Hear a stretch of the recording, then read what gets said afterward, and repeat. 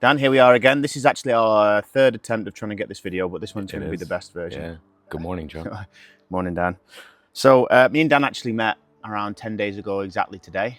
Before that, complete strangers. Yeah. And I feel like it's safe to say it feels like we've known each other for a lot longer. Yeah, from different parts of the world. Yeah, you're from? Boston, Massachusetts. Yeah. Okay. Yeah, so the USA, and obviously I live in Dubai, so totally opposite sides of the world.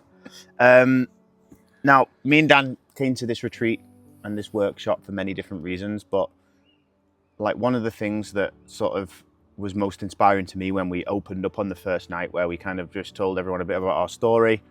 Well, it was your story that like inspired me, and I really wanted to make this video because I feel like you've gone through a lot throughout your life, but I'm not gonna try and tell your story. So please go ahead and. Yeah. I think there's two, right, maybe even three very formative events in my life that led me to this retreat. The first of which being that when I was, 6 or 7 years old, I came home from first grade and I described the sensation that I was experiencing to my mother as I forget how to hold the pencil. I was right-handed.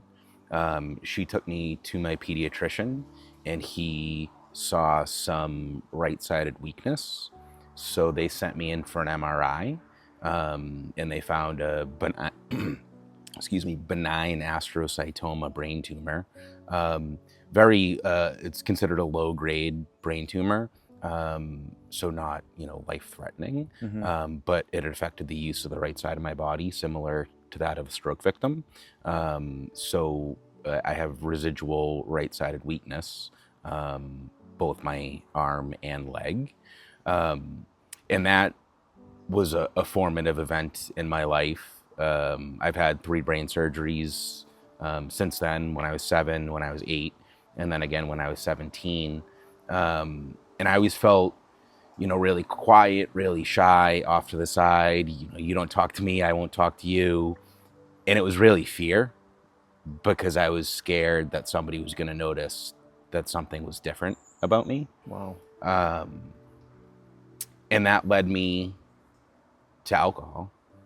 I picked up my first drink when I was 11, 12 years old, innocently enough. I stole a can of my dad's Budweiser, and I had a friend staying over my house that night, and we split it in the basement, and I had half a can, he had half a can, and it was at that moment, I think that was my first spiritual experience. Yeah.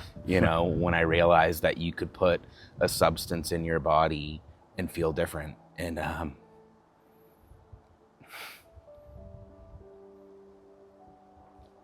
that's what I wanted. I wanted to feel different. Yeah. I didn't feel good in my body. And that event took me towards, other substances.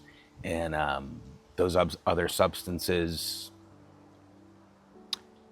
took me to a dark place.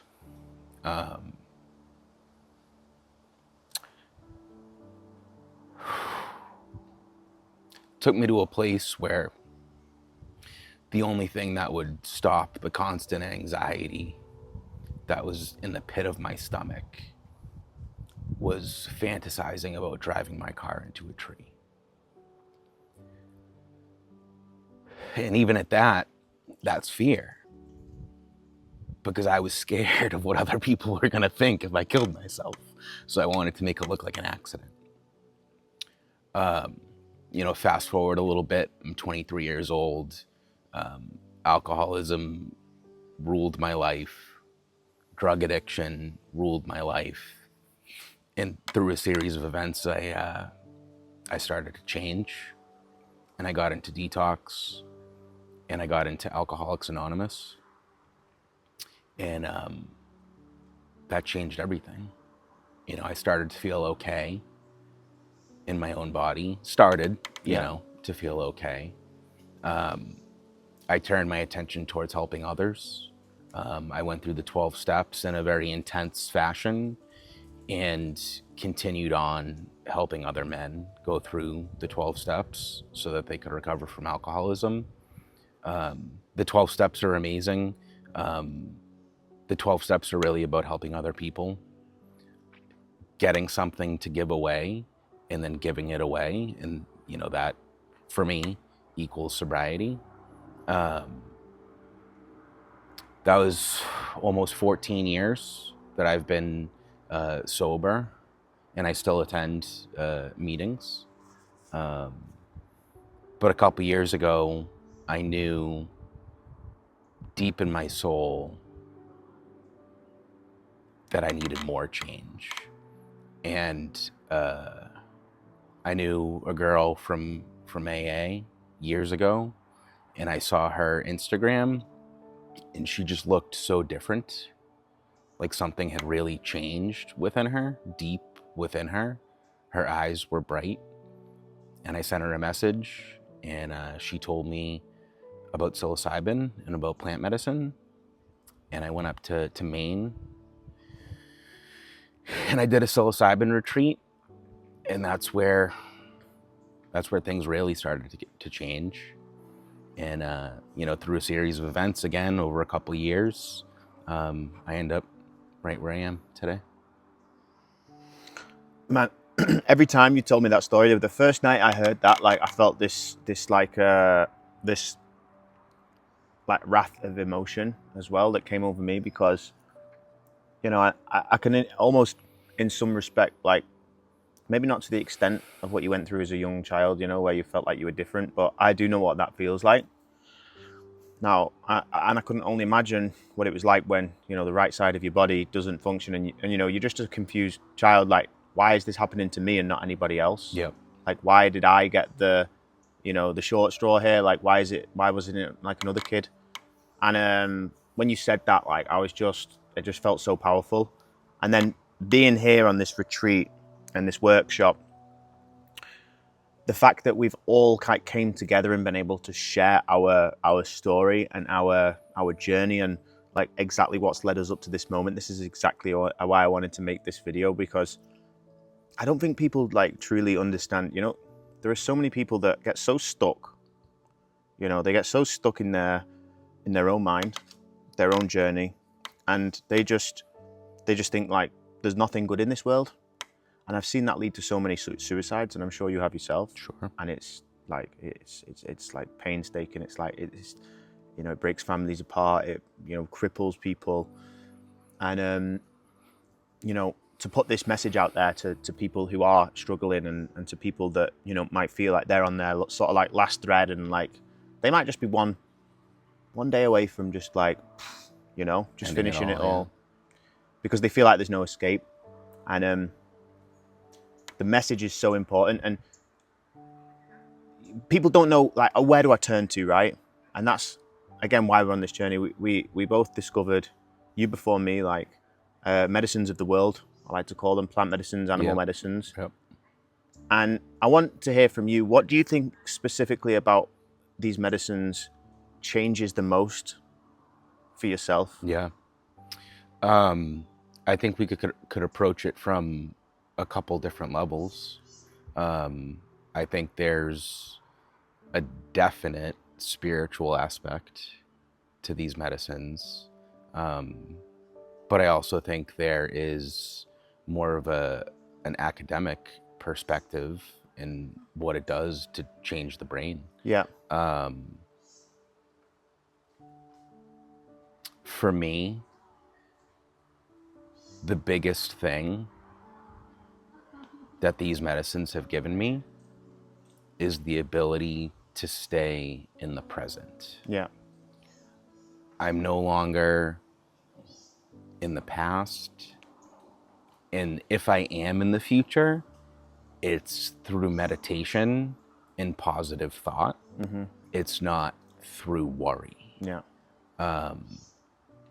And I mean, this is all so new, over the past 10 days, we've arrived to this position. But that's the biggest thing, is just staying present staying in the moment and realizing that I'm not here to save anybody. Mm-hmm. I'm here to save myself, and I'm here to shine my light. Absolutely. That's what I'm here for. Isn't it so amazing as well? Like me and you have had a conversation, and it's almost like we didn't know where our light was being taken away from us, but both of us, without going into too much detail, have been able to identify Yep. where in our life our light is dimmed, Yep. and where we see the blockages Yep. for us going to the next level. Yep. And people associate that next level, or like they think, a lot of people just think like getting a little bit more wealthy or getting more money in the bank. But as we both have identified as well, that's totally not what it's about. Yeah, it's the law of correspondence. Yeah. As I've learned here at this retreat, and the law of correspondence is that the universe mirrors itself on multiple different levels. Mm-hmm. So if I'm trying to change myself, I need to go home and clean my kitchen. Yeah. Right? Yeah. Because everything mirrors itself. So if I have an orderly home, Yeah. in a clean kitchen, in a clean bedroom, and all my stuff is where it should be, that's going to go up to the next level and the next level. It's changing the micro to achieve the macro, right? Yeah. Because, and I couldn't agree with that more. There was one time where I had all different outfits, you know, like polo necks, different types of jeans, different types of pants, and I couldn't fit any outfits together. And it took me about 30 minutes, and I was stressed out. And then I was like, this is not something that I should be stressed about. The next day, I removed everything out of my wardrobe. I was like, right, plain tees, you wear them a lot. Black tee, white tee, grey tee. You like your tailored pants. Okay, 1 pair, 2 pair, 3 pair, 4. And then shoes, 1, 2, 3, 4. Everything else, removed, got rid. And I was like, wow. Yeah. Because like, it's these moments where there's so much clutter in your mind, and you don't realize that if you're starting your day in this mess, in this chaos, then it just transcends into everything else. Yeah. And that's what, kind of already knew that, but like, it's so simple. It's so simple. And it's like, you just have to be reminded sometimes. Simple, but not easy. Crazy. And I think when we've made this video, obviously we're at the end of this retreat. What would you say, I mean, is your personal favorite part of this entire workshop? Just so anyone's not aware, I mean, this has been a 10-day ancestral medicine workshop. So we've been learning about medicines of the world, from the animals and the plants, and not just, you know, having the medicine for ourselves, but also understanding how they work, how the mind, but everything, like the whole framework around that as well. It's not just, here's some medicine, take it and good luck. Yeah. You know, understanding the whole spectrum of like spiritual consciousness, how to align with yourself, how to reintegrate into society after everything that we've learned about. For me, I've got so many good things, but I want to hear it from you. Yeah, I'm reminded of, you know, a couple days ago, we had a ceremony, and we had our little toolkits next to us, and I was, you know, laying down, and the little toolkit was at my feet, and I was reminded of a line in the book of Alcoholics Anonymous, and that line says, there is nothing left for us to do but to pick up the kit of spiritual tools laid at our feet. And we've been rocketed into a 4th dimension of existence. And I looked at the toolkit, and I'm like, Wow. There's the toolkit. And Insane. I have been rocketed into a 4th dimension of existence. And it's amazing. And I know that I'm going to keep it. I know that I'm going to stay here, because I know that I'm going to meditate, and I'm going to stretch my body, and I'm going to continue to lift weights, and I'm going to continue to help people. Amazing. And that's it. you know, everything else is noise.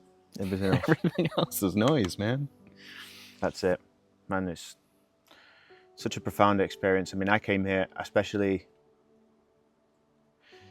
you know, I'm the type of guy that's on the outside, you know, just naturally, you know, very masculine, very like, very assertive with what I do. You know, I work hard and people see that side of me, and it's not like I have any ego around that, because I really don't. If anyone knows me, I'm not like that at all. But even still, you know, opening up and being vulnerable, for me, that's like very abstract, you know. And being in this environment where we've came together with 9 of us in total, and we've all became like family. And the fact that each and every one of us has built our own personal connection with every other individual, like we've all created this like deep connection between each other and everybody else as well.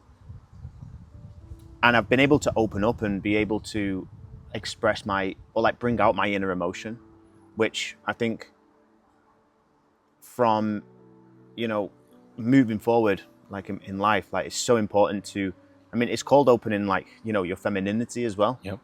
Like everybody has masculine and feminine energy, but it's just about how you balance that in order to bring out the best for yourself. And, you know, like we were dancing, we've been singing, we've been laughing, we've been, you know, we've been crying. No. Like it's been profound. And I think it's been a very powerful experience for the both of us. And one thing I'm very excited to do is keep in touch with everybody, including especially you, Dan, to sort of see how our lives progress from now. Yeah, these medicines aren't medicines of addition. They don't add things to you. They take them away so that you can be your authentic self and you can remember why you're here. Exactly. Well, I think we'll leave that one there, Dan. Yep. And to anyone who's watching, remember there's always light at the end of the tunnel, and there are always people out there who will support you. You just got to find them, and hopefully we'll cross paths one day. Yeah. But Dan, for now, thank you so much for coming on. Thank you, man. And we'll see you again. Let's do another one of these in the future, man. Absolutely. Awesome.